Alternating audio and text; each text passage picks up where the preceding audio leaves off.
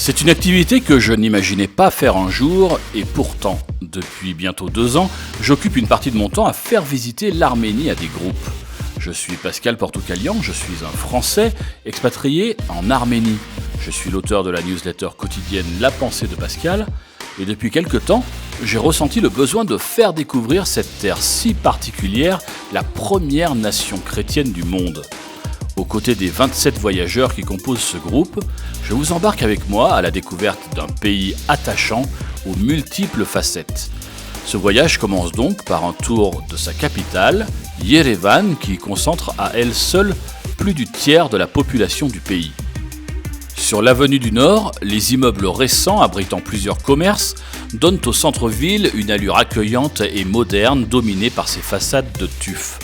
Mais cette maison-là, compte tenu de son histoire, ne pouvait être détruite. Qu'à cela ne tienne, une fresque murale récemment peinte lui donne désormais un cachet qui la rend incontournable.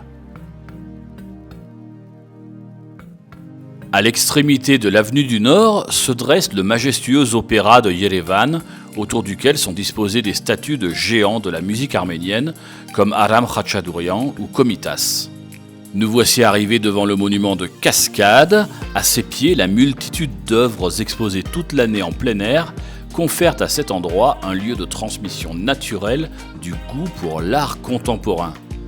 Cascade, c'est surtout un lieu emblématique devenu l'un des symboles de Yerevan, offrant aux visiteurs un panorama dégagé sur l'opéra, la ville et, quand le temps le permet, sur le mont Ararat.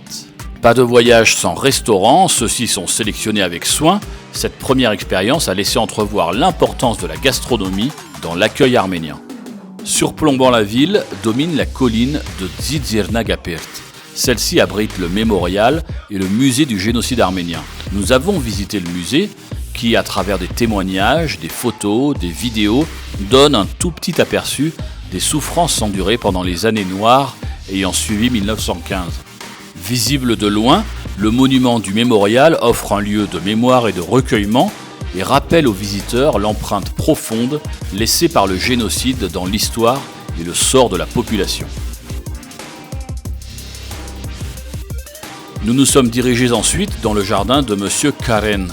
Celui-ci fabrique et présente différents instruments à vent typiques de l'identité artistique locale, et notamment l'emblématique doudoug.